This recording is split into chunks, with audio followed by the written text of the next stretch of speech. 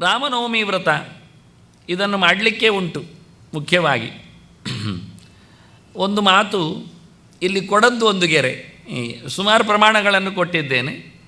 ಇದಕ್ಕೂ ಒಂದು ವಿಶೇಷವಾದ ವ್ಯವಸ್ಥೆ ಕೇಳಿದರೆ, ರಾಮನವಮಿಯನ್ನು ನಡೆಸಬೇಕು ಅಂತ ಹೇಳುತ್ತಾ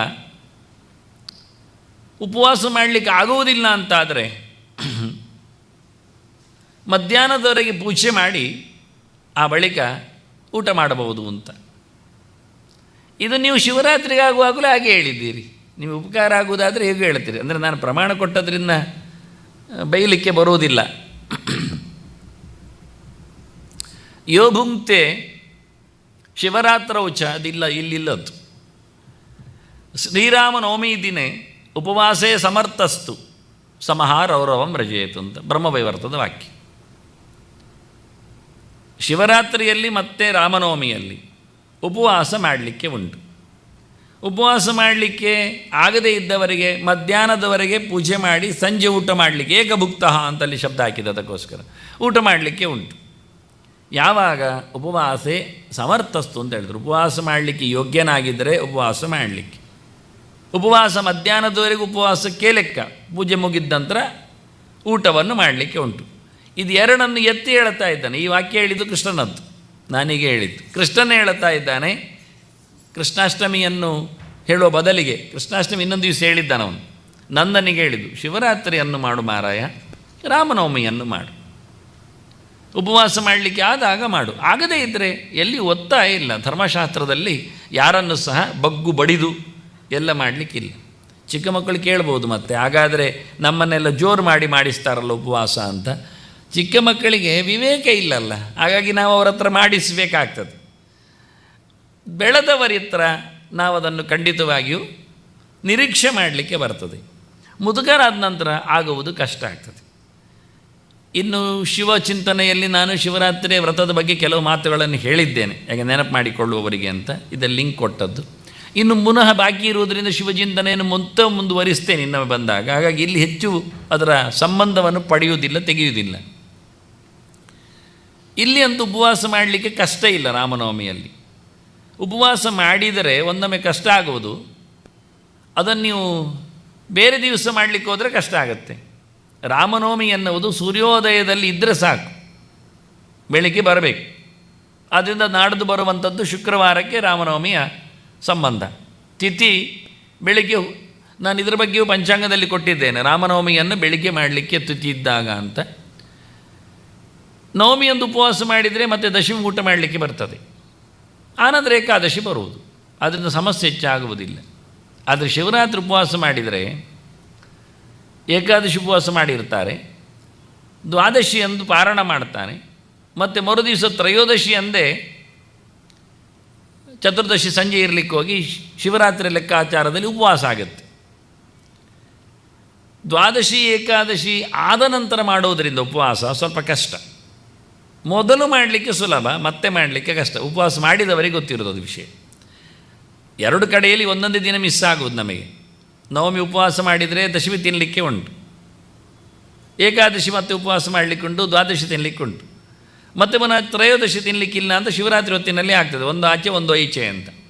ಆದರೆ ತ್ರಯೋದಶಿ ತಿಂದ ಬಳಿಕ ಅಥವಾ ಉಪವಾಸ ಮಾಡಿದ ನಂತರ ಮತ್ತೆ ಪುನಃ ಅಮಾವಾಸ್ಯೆ ಬರಲಿಕ್ಕಿರೋದ್ರಿಂದ, ಅದು ಕೃಷ್ಣ ಪಕ್ಷದ್ದು ಅಮಾವಾಸ್ಯೆಯು ಕೆಲವರೆಲ್ಲ ಉಪವಾಸ ಮಾಡ್ತಾರೆ ಅಥವಾ ಒಂದು ಹೊತ್ತು ಊಟ ಮಾಡ್ತವರಿದ್ದಾರೆ. ಹೀಗಾಗಿ ಸಾಲಿನಲ್ಲಿ ಶಿವರಾತ್ರಿಯ ಉಪವಾಸವನ್ನು ಮಾಡಲಿಕ್ಕೆ ಹೋದರೆ ಇತ್ತ ಏಕಾದಶಿಯೂ ಇರ್ತದೆ, ಅತ್ತ ಅಮಾವಾಸ್ಯೆ ಇರ್ತದೆ. ಅದರಿಂದ 4-5 ದಿನದಲ್ಲಿ 2-3 ಉಪವಾಸಗಳು ಬಿದ್ದೋಗ್ತವೆ ಹೇಳಿ ಇದಕ್ಕೋಸ್ಕರ ಅಸಾಮರ್ಥ್ಯ ಆಗ್ತದೆ. ಅಸಾಮರ್ಥ್ಯದಿಂದ ಶಿವರಾತ್ರಿ ಮೈನ್ ಅಂತ ಹೇಳಿಕೊಂಡು ಏಕಾದಶಿಯನ್ನು ಬಿಟ್ಟುಕೊಡ್ತಾರೆ ಕೆಲವರು.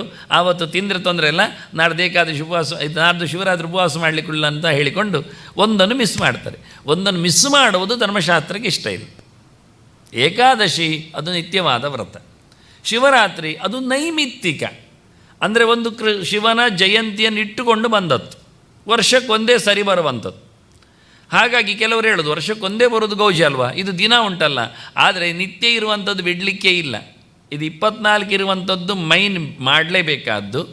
ಒಂದೊಮ್ಮೆ ಶಿವರಾತ್ರಿ ವರ್ಷಕ್ಕೊಮ್ಮೆ ಬರುವುದಾದರೂ ಅದನ್ನು ಒಂದು ಹೊತ್ತು ಊಟ ಮಾಡುವ ಮೂಲಕ ನಿಲ್ಲಿಸ್ಬೋದು. ಅಲ್ಲ ಶಿವರಾತ್ರಿ ನಿತ್ಯ ಅಂತ ಕೆಲವರು ಹೇಳಲಿಕ್ಕೆ ಹೋಗ್ತಾರೆ. ಶಿವರಾತ್ರಿ ಅನ್ನೋದು ನಿತ್ಯ ಆಗುವುದು ಅಂತ ಹೇಳಿದರೆ ಅದು ಕೃಷ್ಣಾಷ್ಟಮಿ ಅಂತ ಹೇಳಲಿಕ್ಕುಂಟು. ಅದು ಕೃಷ್ಣಾಷ್ಟಮಿಗೂ ಏಕಾದಶಿಗೂ ಸಂಬಂಧ ಉಂಟು, ಯಾಕೆ ಒಂದೇ ದೇವರ ಪೂಜೆ ಪುನಸ್ಕಾರ ಅದು. ಆದರೆ ಶಿವರಾತ್ರಿಯನ್ನು ಕಳೆದ ಬಾರಿ ಹೇಳಿದ್ದೇನೆ ನಾನು, 12 ವರ್ಷದ ನಂತರ ಅದನ್ನು ಉದ್ಯಾಪನೆ ಮಾಡಿ ಮುಗಿಸಲಿಕ್ಕೆ ಬರ್ತದೆ ಅಂತ. ಇದರಿಂದ ಅದು ವ್ರತಗಳಂತೆ ಆಯಿತು. ಅನಂತ ವ್ರತ ನೋಡಿ 14 ವರ್ಷ ಮಾಡಲಿಕ್ಕೆ, ಮತ್ತೆ ಮಾಡಲಿಕ್ಕೂ ಮಾಡ್ಬೋದು, ಬಿಟ್ಟರೆ ಬಿಡ್ಬೋದು, ಇನ್ನೊಬ್ಬರಿಗೆ ಕೊಟ್ಟು ಅದನ್ನು ಮುಂದುವರಿಸಲಿಕ್ಕೆ ಹೇಳ್ಬೋದು ದೋರ ಕಟ್ಟಿದವ. ಹಾಗೆ ಶಿವರಾತ್ರಿಯಲ್ಲಿ ಮತ್ತು ಅದರ ವಿಷಯ ಹೇಳುತ್ತೇನೆ, ದೋರ ಕಟ್ಟಲಿಕ್ಕೆ ಬರುವ ವಿಷಯಗಳು.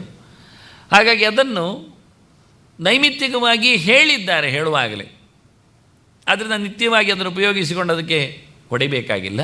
ಮತ್ತು ಒಂದು ಶಿವರಾತ್ರಿಯಲ್ಲಿ ಮಧ್ಯಾಹ್ನದವರೆಗೆ ನಿಂತು ಉಪವಾಸ ಮಾಡಿ ಸಂಜೆ ರಾತ್ರಿ ನಕ್ತ ಭೋಜನ ಮಾಡಲಿಕ್ಕೆ ಉಂಟು ಅಂತ ಪುರಾಣಕಾರ ಹೇಳಿದ್ದಾರೆ. ಏಕಾದಶಿಯಲ್ಲಿ ಆಗಿಲ್ಲ, ಕೃಷ್ಣಾಷ್ಟಮಿಯಲ್ಲಿ ಆಗಿಲ್ಲ. ಆದ್ದರಿಂದ ನಿತ್ಯ ಯಾಕೆ ಆಯಿತು ಅಂತ ಅರ್ಥ ಆಗ್ತದೆ, ಫ್ಲೆಕ್ಸಿಬಲ್ ಅಲ್ಲದೇ ಇರುವಂಥದ್ದು ನಿತ್ಯ ಆಗ್ತದೆ ಅಂತ. ಆದರೆ ರಾಮನವಮಿಗೆ ಇನ್ನೊಂದು ಸ್ಪೆಷಲ್ ಅಂತ ಕೇಳಿದರೆ ಕೋಟಿ ಸೂರ್ಯ ಗ್ರಹಾಧಿಕ ಅಂತ ಶ್ರೀರಾಮನವಮಿ. ರಾಮನವಮಿ ಎನ್ನುವುದು ಕೋಟಿಗಟ್ಟಲೆ ಸೂರ್ಯಗ್ರಹಣದ ಪರ್ವಕಾಲದಲ್ಲಿನ ಪುಣ್ಯವನ್ನು ಸಂಪಾದನೆ ಮಾಡಲಿಕ್ಕೆ ಬರ್ತದೆ ಅಂತ. ಈ ನೆಲೆಯಲ್ಲಿ ನೋಡಿಕೊಂಡಾಗ ನಾವು ರಾಮನವಮಿಗೆ ಹೆಚ್ಚು ಪ್ರಾಶಸ್ತ್ಯವನ್ನು ಕೊಟ್ಟು ಅವರು ಹೇಳಿದಾಗೆ ಮಧ್ಯಾಹ್ನದವರೆಗೆ ಇದ್ದುಕೊಂಡು ರಾಮನವಮಿ ಉತ್ಸವ ಆದ ನಂತರ ಸಂಜೆ ನಂತರ ಮಧ್ಯಾಹ್ನದ ನಂತರ ಊಟ ಮಾಡಲಿಕ್ಕೆ ಬರ್ತದೆ ಅಂತ ಅರ್ಥ ಮಾಡಿಕೊಳ್ಳಲಿಕ್ಕೆ ಆಗ್ತದೆ. ರಾಮನವಮಿಯನ್ನು ಮಾಡಿದರೆ ಏನು ಅಂತ ಹೇಳಿಕೊಂಡು ಫಲಶ್ರುತಿ ಕೊಟ್ಟಿದ್ದೇನೆ. ವಿಶೇಷವಾಗಿ ಎಷ್ಟೆಲ್ಲ ಪಾಪಗಳ ನಿವೃತ್ತಿ, ಪುಣ್ಯದ ಸಂಪಾದನೆ ಮಾಡಲಿಕ್ಕೆ ಬರ್ತದೆ ಅನ್ನೋ ವಿಶೇಷವಾದಂಥ ವಿಚಾರಗಳನ್ನು ರಾಮನವಮಿಯ ಹಿನ್ನೆಲೆಯಲ್ಲಿ ಅದು ಪ್ರೈಸ್ ಮಾಡುವ ಮೂಲಕ ಕೆಲವೊಮ್ಮೆ ವ್ರತಗಳಿಗೆ ಗೌಣತೆ ಬರ್ತದೆ. ಏನೋ ಉಂಟಲ್ಲ ಅಂತ ಹೇಳ್ತಾರೆ, ನಮಗದು ಬೇಡ ಅಂತಾದರೆ ಏನು ಅಂತ. ಆದರೆ ನಿಜವಾಗಿ ನಮ್ಮನ್ನು ಉದ್ಧಾರ ಮಾಡುವಲ್ಲಿ ದೇವತೆಗಳ ಸಮಾರಾಧನೆ ಎನ್ನುವುದು ಅತ್ಯಂತ ಅಧಿಕವಾದಂತಹ ಒಂದು ನಿಯಮ ಅಂತ. ಆದ್ದರಿಂದ ಅದನ್ನು ನಡೆಸಿಕೊಡಲಿಕ್ಕೆ ಉಂಟು ಅಂತ. ಇನ್ನೊಂದು ವ್ರತದ ಬಗ್ಗೆ ಕೊಟ್ಟದ್ದು ನಾನು ಜ್ಯೇಷ್ಠ ಶುಕ್ಲ ಪಕ್ಷದಲ್ಲಿ ದ್ವಾದಶಿಯ ವ್ರತ. ಇದೂ ರಾಮವ್ರತವೇ. ಸಾಮಾನ್ಯವಾಗಿ ದ್ವಾದಶಿಗಳಲ್ಲಿಯೂ ಎಲ್ಲ ಅವತಾರಗಳ ವ್ರತಗಳಿವೆ ಬೇರೆ ಬೇರೆ. ಅದರಲ್ಲಿ ಈ ದಿನ ದಶರಥ ಉಪವಾಸ ಮಾಡಿ ಪೂಜೆ ಮಾಡಿ ವ್ರತ ನಿಯಮಗಳನ್ನು ನಡೆಸಿ ರಾಮನನ್ನು ಮಗನನ್ನಾಗಿ ಪಡೆದ ಅಂತ ಅದರ ಹಿನ್ನೆಲೆ. ಅದಕ್ಕಾಗಿ ಅದನ್ನು ನಾನು ಗುರುತಿಸಿದ್ದೇನೆ. ಇದು ಎಲ್ಲ ಪೂಜೆಗಳಲ್ಲಿ ನನ್ನದು ಒಂದು ಸ್ಪೆಷಾಲಿಟಿಯನ್ನು ಕೇಳಿದರೆ ಪ್ರತಿನಿತ್ಯ ಜಯಂತಿಗಳಲ್ಲಿಯೂ ದೇವರ ಅಂಗಪೂಜೆಯನ್ನು ಕೊಡೋದು, ಇದು ಮಾಮೂಲಿ. ಇದು ರಾಮನವಮಿಯಲ್ಲಿ ನಾವು ನಡೆಸಲೇಬೇಕಾದ್ದು. ಏನು ಖರ್ಚೇ ಇಲ್ಲ, ಹೆಚ್ಚು ಹೊತ್ತೇ ಇಲ್ಲ.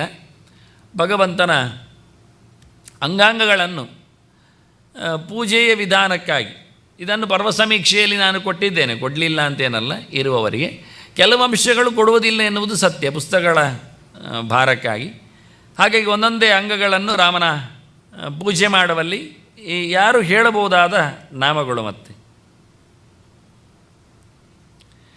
ಅದರಂತೆ ನಾಮಪೂಜೆ, ದ್ವಾದಶ ನಾಮಪೂಜೆ ಅಂತ ಕ್ರಮ. 12 ಹೆಸರುಗಳಿಂದ ರಾಮನನ್ನು ಪೂಜೆ ಮಾಡುವ ವಿಧಾನಗಳು. ಇದು ಮಾಮೂಲಿ ಶ್ಲೋಕ ರೂಪದಲ್ಲಿ ಕೊಟ್ಟದ್ರಿಂದ ಅರ್ಥ ಆಗುತ್ತೆ. ನಂಬರ್ ಅಂತೂ ಹಾಕಿದ್ದೇನೆ, ಒಂದರ ನಂತರ ಒಂದು ಏನು ಅಂತ ಹೇಳಿ. ರಾಮನ ಅಪೂರ್ವವಾದಂತಹ ಗುಣಲಕ್ಷಣಗಳನ್ನು ಹೇಳತಕ್ಕಂಥ ನಾಮಗಳ ಜೊತೆಯಲ್ಲಿ ಇದು 12 ಎನ್ನುವುದು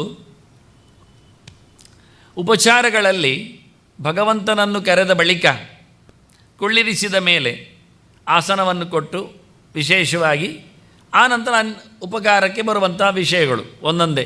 ವಸ್ತ್ರಂ ಸಮರ್ಪಯಾಮಿ, ವಿಭೂಷಣಂ ಸಮರ್ಪಯಾಮಿ, ಉಪವೀತಂ ಸಮರ್ಪಯಾಮಿ, ಆನಂತರ ಗಂಧಂ ಸಮರ್ಪಯಾಮಿ, ಪುಷ್ಪಂ ಸಮರ್ಪಯಾಮಿ, ಧೂಪಂ ಸಮರ್ಪಯಾಮಿ, ದೀಪಂ ಸಮರ್ಪಯಾಮಿ, ನೈವೇದ್ಯಂ ಸಮರ್ಪಯಾಮಿ, ಪ್ರದಕ್ಷಿಣಾನಿ ಸಮರ್ಪಯಾಮಿ, ನಮಸ್ಕಾರ.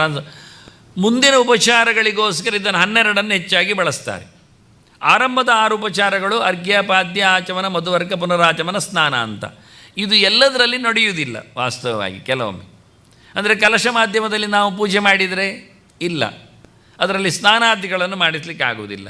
ಅದೇ ಮಂಡಲದಲ್ಲಿ ಒಂದೊಮ್ಮೆ ಪೂಜೆ ಮಾಡಿ ಮುಂದೆ ನಾನು ಮಂಡಲದ ಚಿತ್ರ ಕೊಡುತ್ತೇನೆ, ಇದದು ಸ್ಪೆಷಲ್. ಎಲ್ಲ ಪೂಜೆಗಳಲ್ಲಿ ಅದನ್ನು ನೆಲದಲ್ಲಿ ನಮ್ಮ ಹತ್ರ ದಿನ ಪೂಜೆ ಮಾಡಲಿಕ್ಕೇನೇ ಇಲ್ಲ ವಸ್ತುಗಳು. ಆಗಾಗ ಅವರನ್ನು ಪೂಜೆ ಮಾಡೋದಾದರೆ ಹೇಗೆ ಅಂತ ಕೇಳಿ ಮೊನ್ನೆ ಯುಗಾದಿಗೂ ಕೊಟ್ಟಿದ್ದೇನೆ ಹಾಗೆ. ಹಾಗಾಗಿ ಆ ಹೊತ್ತಿನಲ್ಲಿ ನಾವು ದೇವರನ್ನು ಪೂಜೆ ಮಾಡೋದಾದರೆ ಆವತ್ತಿನದ್ದು ಹೇಳಿಕೊಡಿ. ಇಲ್ಲಾಂದರೆ ರಾಮನ ಪ್ರತಿಮೆ ತರೋದು, ಅದನ್ನು ಮತ್ತೆ ಎಲ್ಲಿ ಇಡೋದು ಅಂತ ಯೋಚನೆ ಮಾಡೋದು, ಮುಂದೇನು ಕತೆ ಅಂತ ಕೇಳೋದು, ಕೊನೆಗೆ ನಿತ್ಯ ಪೂಜೆ ಮಾಡಬೇಕೋ ಬೇಡೋ ಹೀಗೆ ತಂದು ಎಲ್ಲ ಅವತಾರಗಳದ್ದೆಲ್ಲ ಪ್ರತಿಮೆಗಳು ಹೆಚ್ಚಾಗಿ ಬಿಟ್ಟರೆ ಮತ್ತು ಯಾವ ಪ್ರತಿಮೆ ಯಾವತ್ತು ಇವತ್ತು ಪೂಜೆಗೆ ಅಂತ ಹುಡುಕಬೇಕಾಗತ್ತೆ ಅದರ ಬದಲಿಗೆ ಅಂತ ಹೇಳಿಕೊಂಡು. ಹಾಗಾಗಿ ಇದೆಲ್ಲ ನಾಮಪೂಜೆಗಳ ಹಿನ್ನೆಲೆಯಲ್ಲಿ ಮೊದಲು ಕೆಲವಕ್ಕೆ ಅಭಿಷೇಕಾದಿಗಳು ಇಲ್ಲದೇ ಇರೋದ್ರಿಂದ ಹೇಳಿ ನಾನು ರಂಗೋಲಿ ಪ್ರತಿಮೆ ಎಲ್ಲ ಹಾಕಿದರೆ ಅದರಲ್ಲಿ ಪೂಜೆಗಳಿಗೆ ನೇರ ಅಭಿಷೇಕ ಎಲ್ಲ ಮಾಡಲಿಕ್ಕಿಲ್ಲ. ಸ್ನಾನಂ ಸಮರ್ಪಯಾಮಿ ಅಂತ ಒಂದು ಚೊಂಬು ನೀರು ಹಾಕಿದರೆ ಮತ್ತೆ ನಮ್ಮ ರಂಗೋಲಿ ಅಳಿಸಿ ಹೋಗ್ತದೆ. ಹಾಗೆ ಅದಕ್ಕೆ ಅರ್ಘ್ಯಾದಿಗಳು ಇರುವುದಿಲ್ಲ. ಅದಕ್ಕೋಸ್ಕರ 12 ಹೆಚ್ಚಿನವರು ಕೇಳ್ತಾರೆ ದ್ವಾದಶ ನಾಮ ಪೂಜೆ ಯಾಕೆ ಅಂತ. ಯಾವಾಗಲೂ ಎಲ್ಲದರಲ್ಲಿ ಕೊಡ್ತೇನೆ ನಾನು, ಹೆಚ್ಚಾಗಿ ಪುರಾಣಗಳು ಕೊಟ್ಟದ್ದು, ನನ್ನೇನು ಕೈಯಿಂದ ಯಾವುದು ಮಾಡಲಿಲ್ಲ. ಹಾಗೆ ಇದು ಮತ್ತು ದೇವರದ್ದು ರಾಮಚಂದ್ರನದ್ದು 108 ನಾಮಗಳು, ಇದು ಮತ್ತು ಪುರಾಣಗಳಲ್ಲೇ ಇದ್ದದ್ದನ್ನು ತಂದುಕೊಟ್ಟಿದ್ದೇನೆ. ಅಂದರೆ ಬೇರೆ ಬೇರೆ ಪುರಾಣಗಳಲ್ಲೆಲ್ಲ ಬೇರೆ ಬೇರೆ ಹೊತ್ತಗೆಗಳಲ್ಲಿ 108 ನಾಮಗಳೆಲ್ಲ ಬೇಕಾದಷ್ಟು ಬಂದಿವೆ. ಅದು ಅಧಿಕೃತವಾಗಿರುವುದಿಲ್ಲ, ಕೆಲವರು ಮಾಡಿದ್ದಿರ್ತದೆ. ಹಾಗಾಗಿ ಇದು ಅತ್ಯಧಿಕ ಅಧಿಕೃತವಾದ ಪುರಾಣಗಳಲ್ಲಿ ವೇದವ್ಯಾಸರೇ ತೋರಿಸಿಕೊಟ್ಟ ರಾಮನ ಹಿರಿಮೆಗಳನ್ನು ಹೇಳುವ, ಅವನ ಚರಿತ್ರೆಗಳನ್ನು ಬಣ್ಣಿಸುವ 108 ನಾಮಗಳು ಪೂರ್ತಿಯಾಗಿದೆ. ಮುಂದೆ ಪೂಜೆ ಮುಗಿಯಿತು ಅಂತ ಅರ್ಥ. ಪೂಜೆಯಲ್ಲಿ ಪ್ರಧಾನಾಂಶ ಯಾವುದು ಕೇಳಿದರೆ ಅರ್ಘ್ಯ ಕೊಡೋದು. ಕೌಸಲ್ಯ ಗರ್ಭಸಂಭೂತ ಹೇಳಿಕೊಂಡು ಹೇಗೆ ದಶಾನನ ವದಾರ್ಥಾಯ ಅಂತ ಯಾವುದಕ್ಕಾಗಿ ದೇವರು ಬಂದ ಅಂತ ಪ್ರಯೋಜನವನ್ನು ಚಿಂತನೆ ಮಾಡಿ, ಅಲ್ಲ ರಾವಣನನ್ನು ಕೊಲ್ಲಿಕ್ಕೆ ದೇವರು ಬರಲಿ, ನಮಗೆ ಯಾಕೆ ಬೇಕು ಅಂದರೆ ನಮ್ಮಲ್ಲೇ ಕೆಲವರು ರಾವಣರು ಇರುವುದಿಲ್ವಾ, ಅದಕ್ಕೋಸ್ಕರ ಸುತ್ತಮುತ್ತಲಿನಲ್ಲಿದ್ದ ರಾವಣನನ್ನು ಸಾಯಿಸಲಿಕ್ಕೆ ನಮ್ಮ ಅರ್ಘ್ಯ ಅಲ್ಲ, ಮತ್ತು ನಮ್ಮೊಳಗೆ ಇದ್ದಾನೆ. ಅದಕ್ಕೆ ಹೇಳಿ ನಾನು ರಾವಣ, ಕುಂಭಕರ್ಣ, ವಿಭೀಷಣ ಅಂತ 3 ಜನ. 3 ಜನರಲ್ಲಿ ವಿಭೀಷಣ ನಮಗೆ ಗೊತ್ತುಂಟು, ಅವನಿಂದ ಯಾರಿಗೂ ಹೆದರಿಕೆ ಇಲ್ಲ, ವಿಭೀಷಣ ಅಂತ ಹೆಸರು. ಅವನಿಂದ ಯಾರು ಹೆದರಿಕೊಳ್ಳುವುದಿಲ್ಲ, ಅವನು ಯಾರಿಗೆ ಹೆದರುವುದಿಲ್ಲ, ಯಾಕೆ ಅವನು ದೇವರ ಕಾಲಿಡಿದವ.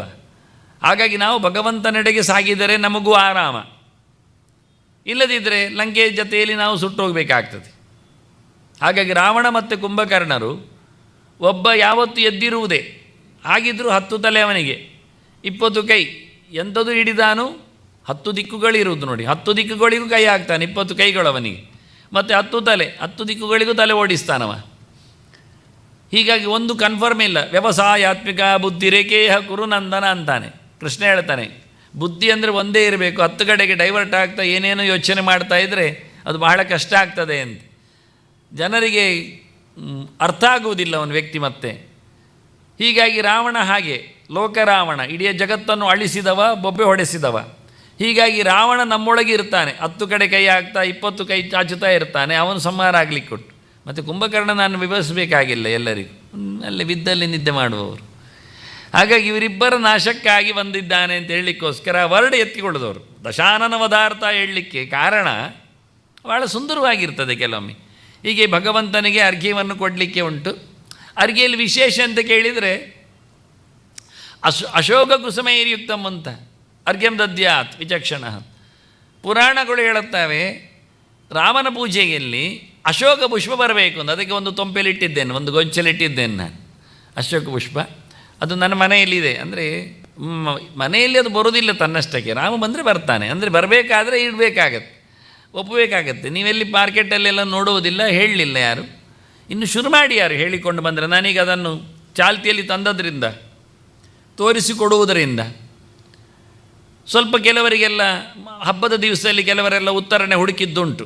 ಗಿಡ ಎಲ್ಲಿ ಅವರ ತಲೆಗೆ ಸುತ್ತು ತೆಗಿಲಿಕ್ಕೆ ಏನು ಬೇಕಾಗ್ತದೆ ಅಂತ ಅದು ಹೇಳ್ತಾ ಇದ್ರು ನನ್ನ ಹತ್ರ ಕೆಲವರೆಲ್ಲ. ಇನ್ನೆಲ್ಲ ಇರಲಿಲ್ಲ ಮಾರೆ, ಇವರದ್ದೆಲ್ಲ ಹೊಸತೆಲ್ಲ ಉಂಟು ಅಂದರೆ ನಾನೇನು ಹೊಸತು ತರಲಿಲ್ಲ, ಇದ್ದದ್ದನ್ನು ತೋರಿಸಿಕೊಟ್ಟೆ, ನೀವೆಲ್ಲ ಬಿಟ್ಟಿದ್ದೀರಿ ಅಂತ. ಬಿಟ್ಟದ್ದು ಯಾಕೆ ಅಂದರೆ ನಿಮ್ಮ ಒಂದು ಗೌಜಿಯಲ್ಲಿ ಗಮ್ಮತ್ತಿನಲ್ಲಿ ಅಲ್ಲ, ಅದು ಬ್ರಿಟಿಷರದ್ದು ಇರ್ಬೋದು, ಆಳ್ವಿಕೆಯ ಒಂದು ಕಸರತ್ತು. ಅದನ್ನು ನಾವು ಹಾಗೆ ಕಣ್ಮುಚ್ಚಿಕೊಂಡು ಒಪ್ಪಿಕೊಂಡು ಬಂದಿದ್ದೇವೆ. ಯಾರು ಚೇಂಜ್ ಮಾಡಲಿಕ್ಕೆ ಯಾರು ಹೋಗುವುದಿಲ್ಲ. ಹಾಗೆ ಇರಲಿ, ಹೇಳ್ಕೊಂಡು ಹೋಗುದೆ ಪ್ಯಾಂಟ್ ಎಲ್ಲಿಗೆ ಅಂತ. ಇರಲಿ, ಕಿರುಮ್ತಾ ಉಂಟು, ಕಿರುಮಿಲಿ ಪರವಾಗಿಲ್ಲ, ಪ್ಯಾಂಟ್ ಇರಲಿ ಅಂತ. ಅವ ಎಳೆದದ್ದು ಯಾಕೆ ಪ್ಯಾಂಟ್ ಕೇಳಿದರೆ, ಅಲ್ಲಿ ಚಳಿ ಉಂಟಲ್ಲ, ಒಳಗೆ ಚೇರಟೆ ಹೋಗಬಾರ್ದು ಅಂತ ಎಳೆದಿದ್ದಾನೆ ಅವ. ನಮಗೆಂತಾಗಿದೆ, ಇಲ್ಲಿ ಚಳಿ ಉಂಟಾ, ನಮಗೆ ಸೆಕೆ ಉಂಟು ಕರ್ಮಕ್ಕೆ, ಮತ್ತೆ ಹಾಕ್ಕೊಂಡು ಬರೋದು ಯಾಕೆ, ಹಾಕಿಕೊಂಡು ಬರ್ತಾನೆ. ಮತ್ತು ಒಂದಿಷ್ಟು ಪೇಸ್ಟ್ ಎಲ್ಲ ತೊಗೊಳ್ತಾನೆ, ಅದೆಂಥದ್ದು ಲೋಷನ್ ಎಲ್ಲ ಹಚ್ಚಲಿಕ್ಕೆ, ಮತ್ತು ಅದೆಲ್ಲ ಹಚ್ಚಿಗಿಚ್ಚೆಲ್ಲ ಬಂದಿದೆ, ಹಾಳಾಗ್ತಾ ಉಂಟು. ಆದರೂ ಎಳೆಯುವುದು ಬಿಡುವುದಿಲ್ಲ, ಮತ್ತು ಪುನಃ ಸರ್ತ ನಿಲ್ಲುವುದಿಲ್ಲ ಸೊಂಟದಲ್ಲಿ ಪ್ಯಾಂಟ್, ಆದರೂ ಹೇಳ್ಕೊಳ್ತಾನೆ, ಬೆಲ್ಟ್ ಹಾಕ್ತಾನೆ. ಅವರೆಲ್ಲ ಚೂರು ಗಾಳಿ ಒಳಗೋಗದಂತೆ ಚಳಿಗಾಲದಲ್ಲಿ ಸಾಕ್ಸು, ಮತ್ತೊಂದು ಶೂ ಮತ್ತು ಗ್ಲೌಸು, ಟೈ ಎಲ್ಲ ಹಾಕ್ಕೊಂಡು ಬರೋದು. ನಮಗೆ ಅಂತ ಕುತಿಯೇ ಸಾಯ್ತದ. ಆದರೆ ಇನ್ನೂ ಬಿಡಲಿಲ್ಲ ನಾವು ಆ ಪ್ರಾಣಿ ಹಾಕಿಕೊಟ್ಟ ರೂಟನ್ನು. ಶಾಸ್ತ್ರ ಹೇಳುವಂತೆ ನಮಗೆ ಅಂದರೆ ಖಂಡಪಟ ಆಗಬಾರ್ದು, ನಾನು ಮುಟ್ಟಿದ್ದಕ್ಕೆ ಹೇಳಿ ಮುಗಿಸ್ತೇನೆ ಅಷ್ಟೆ. ತುಂಡು ಮಾಡಿದ ಬಟ್ಟೆ ಹಾಕಬಾರ್ದು ಅಂತ ಕ್ರಮ. ಅದು ಉಪಯೋಗ ಇಲ್ಲದ್ದು ಅಂತ ದಾರಿದ್ರ್ಯ ಅಂತ ಆ ದೃಷ್ಟಿಯಲ್ಲಿ ಹೇಳಿ, ಬಡತನ. ಇಡೀ ಇಡೀ ಬಟ್ಟೆಯನ್ನು ತೊಟ್ಕೊಳ್ಳಿಕ್ಕೆ ಆಗೋದಿಲ್ವ? ಅಂಚು ಇರಬೇಕು. ಅಂಚು ಅಂದರೆ ಬಾರ್ಡರ್ ಇಲ್ಲದ ಬಟ್ಟೆ ಕಂಡಪಟ ಅಂತ ಅರ್ಥ. ಆದ್ದರಿಂದ ಮದುವೆ ಹೊತ್ತಿನಲ್ಲಿ ಹೆಣ್ಮಗಳನ್ನು ಅಲಂಕಾರ ಮಾಡಿ ತಂದಾಗ ಒಂದು ಉತ್ತರೀಯವನ್ನು ಹಾಕಿಬಿಡೋದು, ಸೀರೆಯನ್ನೇ ಇಡೀ. ಅದಕ್ಕೆ ತುಂಡು ಮಾಡಲಿಕ್ಕಿಲ್ಲ. ತುಂಡು ಅವರಿಗೆ ಉತ್ತರಿ ಹಾಕಲಿಕ್ಕೆ ಚಂದ ಮಾಡಿ ಒಂದು ಪಟ್ಟೆ ಹಾಕ್ಕೊಂಡು ಬರ್ಬೋದಿತ್ತಲ್ಲ, ಅದು ಮತ್ತೆ ತುಂಡಾಗ್ತದೆ. ಅಂದರೆ ಇಡೀ ಬಟ್ಟೆ ಆಗಬೇಕು. ಅದನ್ನು ಹೇಗಾದರೂ ಪೇಂಟಿಸಿ ಕುತ್ತಿಗೆಯಲ್ಲಿ ಹಾಕಿ ತರ್ತಾರೆ. ಬ್ರಹ್ಮವಸ್ತ್ರದಾಗೆ ಹಾಕ್ತಾರೆ. ಉತ್ತರೀಯ ಅಂದರೆ ಹಾಗೆ ಹಾಕಬೇಕು. ಅದು ಮೂರನೇ ಬಟ್ಟೆ ಮನುಷ್ಯನಿಗೆ. ಕೆಳಗೊಂದು ಮೇಲೊಂದು ಇದ್ದು ಮೂರನೇದು ತೃತೀಯ ಉತ್ತರೀಯ ಅರ್ಥದಿಂದ, ಉತ್ತರೀಯಕ್ಕಾಗಿ 3 ಮತ್ತು ಇನ್ನೂ ಒಂದು ಬಟ್ಟೆ ಹಾಕೋದಾದರೆ 4ನೇದು. ಅದು ಸೊಂಟಕ್ಕೆ ಕಟ್ಟಿಯೋ ಕೈಯಲ್ಲಿಟ್ಕೊಂಡೋ ಕರವಸ್ತ್ರದಾಗಿಯೋ ಹಾಗೆ ಮನುಷ್ಯನಿಗೆ ಒಬ್ಬರಿಗೆ 3, 4, 5 ಬಟ್ಟೆಗಳು ಸಾಮಾನ್ಯ. ಮೋರೆ ಒರೆಸಲಿಕ್ಕೆ ಬೇರೆ, ಕಾಲು ಒರೆಸಲಿಕ್ಕೆ ಬೇರೆ, ಅದನ್ನು ಇದಕ್ಕೆ ಒರೆಸುವುದಲ್ಲ, ಉಪಯೋಗಿಸಿಕೊಳ್ಳುವುದಲ್ಲ. ಇದನ್ನೆಲ್ಲ ಬಹಳ ಹಿಂದೆ ಕಲೀಲಿಕ್ಕಿರ್ತದೆ. ಹಾಗಾಗಿ ಬಹಳ ಚಂದವಾಗಿ ನಮ್ಮ ದೇಶದ ಸಾಂಸ್ಕೃತಿಕ ಮೌಲ್ಯ ಬಟ್ಟೆಯಲ್ಲಿ, ದುರುಸಿನಲ್ಲಿ ಇರುವಂಥದ್ದು, ಉಡುಗೆ ತೊಡುಗೆಯಲ್ಲಿ, ಅದನ್ನು ಮಡಿವಂತಿಗೆಯಲ್ಲಿ, ಶೌಚದಲ್ಲಿ ಉಪಯೋಗಿಸಿಕೊಂಡಿದ್ದಾರೆ. ಕಂಡಪಟ್ಟ ಹಾಕುವುದು ಬಹಳ ಕಡಿಮೆ. ಅಂದರೆ ಹೊಲಿದ ಬಟ್ಟೆಯನ್ನು ಹಾಕುವುದು ಅದು ಅಷ್ಟು ಇಷ್ಟದಲ್ಲಿ ಅಲ್ಲ ವಾಸ್ತವವಾಗಿ. ಹಾಗಾಗಿ ನಾವು ಅದನ್ನು ಇನ್ನೂ ಕಾಪಿ ಮಾಡ್ತಾ ಇದ್ದೇವೆ. ಅದರಂತೆ ನಮ್ಮದು ಕೃಷ್ಣಾಷ್ಟಮಿಯಂದು ಬಿಲ್ಲುಪತ್ರ ಬೇಕು ಅಂತ ಗೊತ್ತಾಗಿದೆ, ಅದೊಂದು ಅಭ್ಯಾಸ ಆಗಿದೆ. ಆದ್ದರಿಂದ ಮಾರ್ಕೆಟಲ್ಲಿ ತಂದು ಹಾಕ್ತಾರೆ ಬಿಲ್ಲುಪತ್ರೆಯನ್ನು. ನಾನು ಅದರ ಬಗ್ಗೆ ಭಾಳಷ್ಟು ಬೇಸರ ಪಟ್ಟಿದ್ದೆ. ದುಡ್ಡು ಕೊಟ್ಟು ಪಡೆದುಕೊಂಡು ಹೋದ ಕ್ರಯ ವಿಕ್ರಯವಾದ ಪುಷ್ಪಗಳನ್ನಾಗಲಿ ಪತ್ರೆಗಳನ್ನಾಗಲಿ ಏರಿಸಲಿಕ್ಕಿಲ್ಲ ಅಂತ ಕಡಾಕಡಿಯಾಗಿ ಹೇಳಿದ ಮಾತುಗಳು ಸುಮಾರಿವೆ.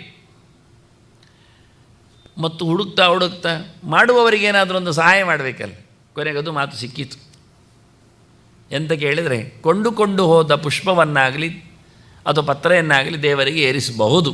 ಯಾವಾಗ ಅಂದರೆ ಒಂದು ಕಂಡೀಷನ್ ಮೇಲೆ, ಅವರು ಹೇಳಿದಷ್ಟು ರೇಟ್ ಕೊಟ್ಟು ತೊಗೊಂಡು ಬರಬೇಕು.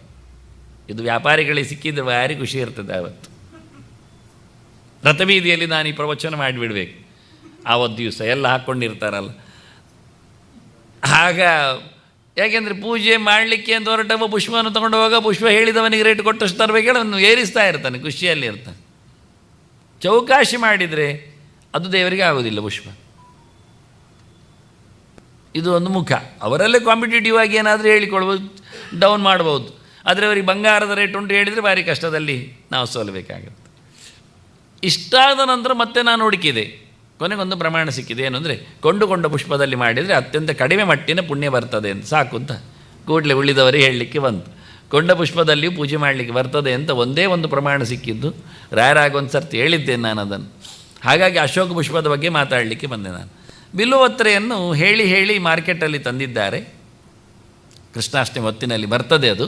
ಹಾಗೆ ನಮ್ಮ ರಾಮನವಮಿ ಹೊತ್ತಿನಲ್ಲಿ ಮಾರ್ಕೆಟಿಗೆ ಅಶೋಕ ಪುಷ್ಪ ಬಂದರೆ ಭಾರಿ ಒಳ್ಳೆಯದು.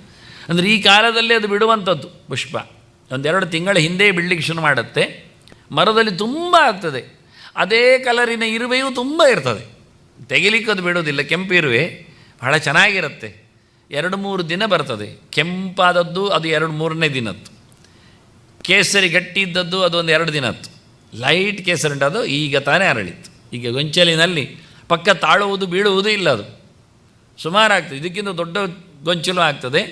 ಹಾಗಾಗಿ ನೀವು ಕಾಣಿಸ್ಲಿಕ್ಕೋಸ್ಕರ ಎಷ್ಟು ಗಮ್ಮತ್ತು ಅಂದರೆ, ನಾನು ಆ ಚಿತ್ರವನ್ನು ತೆಗೆದಿದ್ದರೆ ನನ್ನ ಮೊಬೈಲಲ್ಲಿ, ಅದು ಅದಕ್ಕೊಂದು ಒಂದೊಂದು ಸ್ಟೈಲ್ ಆ್ಯಪ್ಗಳಲ್ವ, ಅದರಲ್ಲಿ ಒಂದು ಫೀಚರ್ ಉಂಟು. ಎಂತಂದರೆ, ಈ ತಿಂಗಳ ಚಂದದ ಚಿತ್ರ ಯಾವುದು ಅಂತ ಅದು ಹೈಲೈಟ್ ಮಾಡೋದು ಅಂತ ಅದನ್ನು ಕಾಲಮ್ ಮಾಡಿಟ್ಟಿದ್ದಾರೆ ತನ್ನಷ್ಟಕ್ಕೆ. ನಾವು ಮಾಡಬೇಕಾಗಿಲ್ಲ.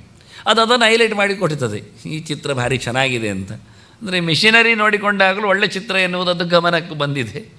ಅಶೋಕ ಪುಷ್ಪದಿಂದ ಅಂದರೆ ಹೇಳಿದ್ದು ನಾವು ಮಾಡೋದಿಲ್ಲ ಹೇಳಿದ್ದು ನಾನು. ರಾಮನವಮಿಗೋಸ್ಕರವೇ ಇರುವಂಥದ್ದು ಅಶೋಕ ಪುಷ್ಪ. ಯಾಕೆ ನಿಮಗೆ ಗಮನ ಬರ್ಬೋದು ಯಾಕೆ ಅಂತ? ಯಾಕೆಂದರೆ ಸೀತೆಯನ್ನು ತಗೊಂಡೋಗಿಟ್ಟದ್ದಲ್ಲೇ ಅಂತ.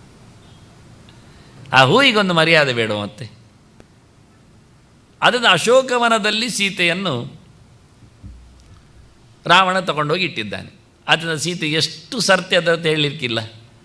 ನಾವು ಒಟ್ಟಾದ ನಂತರ ನಾನು ಪೂಜೆಗೆ ನಿನ್ನನ್ನು ಬಳಸ್ತೇನೆ ಅಂತ ಅಲ್ಲ, ಚಂದ ಮಾಡಿ ಮಾತಾಡಿದರೆ ಅವಳು ಮತ್ತೆ ಯಾರ ಹತ್ರ ಮಾತಾಡಬೇಕು? ಮರದ ಹತ್ರ ಅಲ್ಲದಿದ್ದರೆ ತಗೊಂಡೋಗಿ ಇಟ್ಟ ಬಳಿಕ ಕಟ್ಟೆಯನ್ನು ಚೇಂಜ್ ಮಾಡೋದು ಅವಳ ವ್ಯಾಪಾರಕ್ಕೆ ಬಿದ್ದದ್ದಲ್ಲ.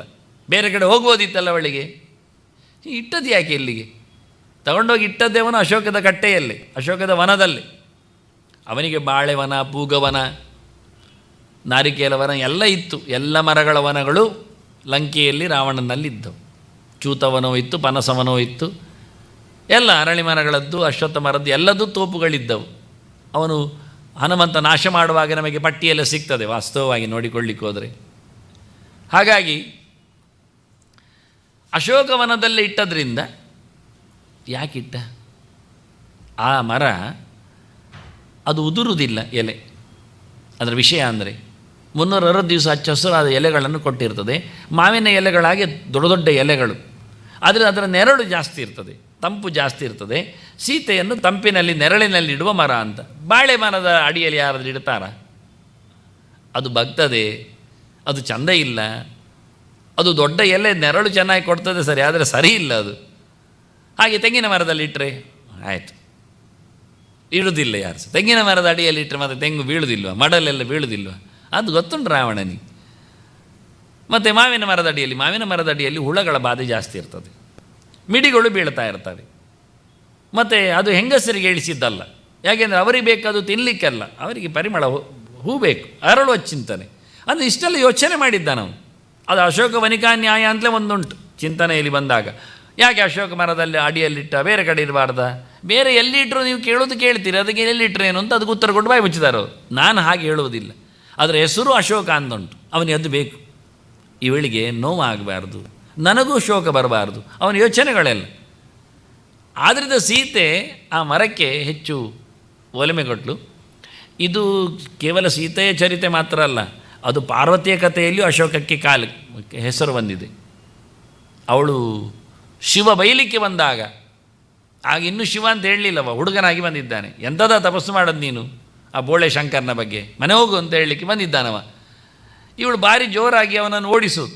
ನೀನು ಹೋಗ್ತೇ ಇಲ್ವಾ, ಯಾರ್ಯಾರ ಬಗ್ಗೆ ಏನೇನೋ ಸುದ್ದಿ ಹೇಳ್ತಾನೆ ಹುಡುಗ ಅಂಥೇಳಿ ಅವನು ಹುಡುಗನಾಗಿ ಬಂದಿದ್ದ. ಹೊಡಿಲಿಕ್ಕಿಲ್ಲ ಹೇಳಿಕೊಂಡು ಅಶೋಕದ ತಳಿರುಗಳಿಂದ ಅವನ ಮೇಲೆ ಬಿಸಾಡ್ತಾಳೆ. ಹೀಗಾಗಿಯೂ ಶಿವನಿಗೂ ರಾಮನಿಗೂ ಭಾರಿ ಇಷ್ಟ ಅಶೋಕ. ಹೀಗೆ ಸುಮಾರು ಕಥೆಗಳಿವೆ ನನ್ನ ಹತ್ರ, ಇರಲಿ ಇಷ್ಟು ಸಾಕು ನಿಮಗೆ. ಅದರಿಂದ ಅಶೋಕ ಪುಷ್ಪವನ್ನು ಹುಡುಕಿ ಒಂದು 4 ರಾಮನಿಗೆ ಏರಿಸಲು ಪ್ರಯತ್ನ ಪಡೀರಿ. ಬರ್ತೀರಿ ಅಂತಾದರೆ ನನ್ನ ಮನೆಗೆ ಬರ್ರಿ, ಪರವಾಗಿಲ್ಲ, ತಗೊಂಡು ಹೋಗಲಿಕ್ಕೆ ತೊಂದರೆ ಇಲ್ಲ. ಆದರೆ ಇರುವೆಗಳಿದ್ದಾವೆ, ಎಚ್ಚರಿಕೆ, ನಾಯಿಗಳಿಲ್ಲ ನಮ್ಮ ಮನೆಯಲ್ಲಿ. ಇದು ಪರಿವಾರ ಪೂಜೆ. ಇಲ್ಲಿ ಕೊಟ್ಟಿದ್ದೇನೆ, ಅರಳಿದ ಪುಷ್ಪದ ನಡುವೆ ಸೀತಾರಾಮರ ಪೂಜೆ. ನಡುವೆ ಸೀತಾರಾಮ, ರಾಮನ ತೊಡೆಯಲ್ಲಿ ಸೀತೆ, ಮತ್ತು ಅಕ್ಕಪಕ್ಕದಲ್ಲಿ ಭರತ ಶತ್ರುಘ್ನರು, ಎದುರಿನಲ್ಲಿ ಹನುಮಂತ ಬರ್ತಾನೆ, ಮತ್ತು 4 ಜನ 4 ಕಡೆಯಲ್ಲಿ ಜಾಮವಂತ, ಅಂಗದ, ಸುಗ್ರೀವ, ವಿಭೀಷಣರು. ಇದು ಪೂಜೆಯೇ ವೈಚಿತ್ರ್ಯ ವಾಸ್ತವವಾಗಿ. ಆದರೆ ಅವರು ಎಲ್ಲಿದ್ದಾರೆ ಎನ್ನುವುದರ ಬಗ್ಗೆ ಕೆಲವೆಲ್ಲ ಮಾತುಗಳು, ಪ್ರಮಾಣಗಳು ಕೊಟ್ಟಿದ್ದೇನೆ. ಇನ್ನು ಅವರ ಸೇವೆಗಳ ಬಗ್ಗೆಯೂ ಪ್ರಮಾಣಗಳಿವೆ, ಒಂದಕ್ಕೊಂದು ಟ್ಯಾಲಿ ಆಗ್ತಾ ಇಲ್ಲ ಕೆಲವೊಮ್ಮೆ. ಆದರೂ ಒಂದು ಪೂಜೆ ಮಟ್ಟಿನಲ್ಲಿರತಕ್ಕ ಪ್ರಮಾಣಕ್ಕಾಗಿ ಈ ಡಯಾಗ್ರಾಮು, ನಾನು ಆ ಡಯಾಗ್ರಾಮಿಗೂ ಆ ಗೆರೆಗೂ ಅಷ್ಟೇನು ಸಾಜಾತ್ಯ ಇಲ್ಲ. ಆದರೂ ವಾಸ್ತವವಾಗಿ ಪೂಜೆ ಮಾಡಬೇಕಾದ ವಿಧಾನವನ್ನು ಅವರು ಹೇಳಿದ್ದು. 2 ಕಡೆಯಲ್ಲಿ ಭರತ ಶತ್ರುಘ್ನರ ಅವರಿಬ್ಬರ ಸೇವೆ, ಚಾಮರ ಹಿಡಿದ ಸೇವೆ, ಆನಂತರ ಲಕ್ಷ್ಮಣನ ಸೇವೆ ಶ್ವೇತಛತ್ರ ಹಿಡಿಯುವಂಥದ್ದು. ವಾಸ್ತವವಾಗಿ ಹಿಂಬದಿಯಲ್ಲಿ ನಿಂತಿರ್ತಾನೆ ಹನುಮಂತ, ಎದುರಲ್ಲಿ ಪ್ರಾರ್ಥನೆ ಮಾಡಲಿಕ್ಕೆ. ನಮ್ಮಲ್ಲಿ ಪ್ರಾರ್ಥನೆ ಮಾಡಲಿಕ್ಕೆ ಹನುಮಂತ, ನಾವು ಯಾರ್ಯಾರನ್ನು ಇಡ್ತೇವೆ ಪ್ರಾರ್ಥನೆ ಮಾಡಲಿಕ್ಕೆ. ಅವರು ಬಂದ ತಕ್ಷಣವೇ ವಾಟ ಪಿ ಗಣಪ ಅಲ್ಲ, ಇಲ್ಲಿ ಇರುವುದು ಯಾವುದೋ ವಿಷಯ ಇರ್ತದೆ. ಯಾರನ್ನು ಪ್ರಾರ್ಥನೆ ಮಾಡಿದ ಯಾವುದೋ ಕಾರ್ಯಕ್ರಮ ಮಾಡಲಿಕ್ಕೆ, ನಾನು ರಾಮನವಮಿ ಮಾತಾಡ್ತೇನೆ ಅಂದರೆ ರಾಮನ ಪ್ರಾರ್ಥನೆ ಮಾಡಬೇಕು ಎಲ್ಲರೂ. ಕ್ರಮ ಹಾಗೆ. ಇದು ಶುರು ಮಾಡೋದು ಅಲ್ಲ, ಶುರು ಮಾಡಿ ಆದರೂ ಮುಂದೆ ಹೋಗೋದಿಲ್ಲ, ಅದು ಪ್ರಯೋಜನ ಆಗಲಿಲ್ಲ. ಆದ್ದರಿಂದ ಯಾವ ಮೂರ್ತಿಯ ಯಾವ ಉಪಾಸನೆಗೆ ಬಂತು, ನಾವು ಗ್ರಹಣಕ್ಕೆ ಹೋದೆವು, ಯಾವುದೋ ಒಂದು ನದಿಯಲ್ಲಿ ಮಿಂದೆವು, ಅಲ್ಲಿ ಹೋಗಿಕೊಂಡು ಯಾವುದೋ ನದಿಯನ್ನು ಕರೆದ್ರೆ ನಮ್ಗೆ ಗೊತ್ತುಂಟಲ್ಲ, ಹೆಸರು ಹೇಳಿಕೊಂಡೆಲ್ಲ ಕೂತರೆ ಆಗೋದಿಲ್ಲ. ಯಾವ ನದಿ ಇದ್ದಾಳೋ ಆ ನದಿಗೆ ಪೂಜೆ, ಪುನಸ್ಕಾರ, ಬಾಗಿನ, ಆನಂತರ ಅರ್ಘ್ಯ ಎಲ್ಲ ಕೊಡಲಿಕ್ಕೆ. ಉತ್ತಮ ನದಿಯರನ್ನು ಕರೆದ್ರೆ ಅವರು ಮಾತಾಡೋದಿಲ್ಲ, ಯಾಕೆಂದರೆ ಎಲ್ಲ ನದಿಗಳ ಸಂಗಮಲ್ಲಿ ಸೇರ್ತದೆ. ದೊಡ್ಡ ನದಿಗಳು ಬರ್ತಾರೆ, ಗಂಗೆ ಅಂತ ಕರೆದ್ರೆ ತಪ್ಪಿಲ್ಲ. ಆದರೆ ಕೆಳಗಿನ ನದಿಯನ್ನೆಲ್ಲ ಯಾವ್ಯಾವುದೋ ನದಿಗಳಿಗೆ ಕರೆದ್ರೆ ನನ್ನನ್ನು ಕರೆಯುವುದಿಲ್ಲ, ಯಾರನ್ನೂ ಕರೀತಾರೆ, ಇಲ್ಲಿ ಒಂದೊಂದು ಬೇಸರಿಸ್ತಾರೆ. ಹಾಗಾಗಿ ಯಾವ ಪ್ರೋಗ್ರಾಮು ಅವರನ್ನು ಪ್ರೈಸ್ ಮಾಡೋದ್ರಲ್ಲಿ ಅರ್ಥ ಉಂಟು, ಯಾವ ದೇವಸ್ಥಾನವೋ ಅಲ್ಲಿ ಅವರನ್ನು ಕರೆಯೋದ್ರಲ್ಲಿ ಅರ್ಥ ಉಂಟು. ಯಾವುದೋ ಗುಡಿಗೆ ಹೋಗೋದು, ಯಾವುದೋ ದೇವರ ಕೂಗಿ ಹೇಳೋದು, ಕೊನೆಗೆ ಯಾವುದೋ ವಾರ ಬಂತು ಅಂತ ಬೊಬ್ಬೆ ಹೊಡೆಯೋದು, ಪ್ರಯೋಜನ ಇಲ್ಲದ ವಿಷಯ, ಯಾವುದೋ ವಾರ, ಯಾವುದೋ ಕತೆ. ಈಗ ಹೇಳುವುದರಲ್ಲಿ ತಪ್ಪಲ್ಲ, ಆದರೆ ಎಲ್ಲಿ ಹೇಳಬೇಕು ಎನ್ನುವುದು ಬೇಕಲ್ಲ, ಅದು ಮುಖ್ಯ. ಆದ್ದರಿಂದ ರಾಮನ ಎದುರಲ್ಲಿ ಕೂತವ ಯಾರಿಗೆ? ಹನುಮಂತ. ಅವನು ಕರೀದು ಯಾರನ್ನು? ರಾಮನನ್ನು. ಮತ್ತು ಬೇರೆ ಯಾರು ಬರಲಿಕ್ಕೆ ಇರಲಿಲ್ಲ, ಉಳಿದವರೆಲ್ಲ ದೂರದಲ್ಲಿ ಇರಲಿಕ್ಕೆ ಅನ್ನೋ ಒಂದು ಸೊಗಸಾದ ಒಂದು ರಾಮನವಮಿಯಲ್ಲಿ ಒಂದೊಮ್ಮೆ ಮಂಡಲ ಮಾಡೋದಾದರೆ, ಅಷ್ಟಪದ್ಮದ ಮಂಡಲ ಮಾಡಿದರೆ ಇಷ್ಟು ಜನರನ್ನು ಪೂಜೆ ಮಾಡಲಿಕ್ಕೆ ಚಂದವಾದ ಸಣ್ಣದಾದ ಪೂಜೆ.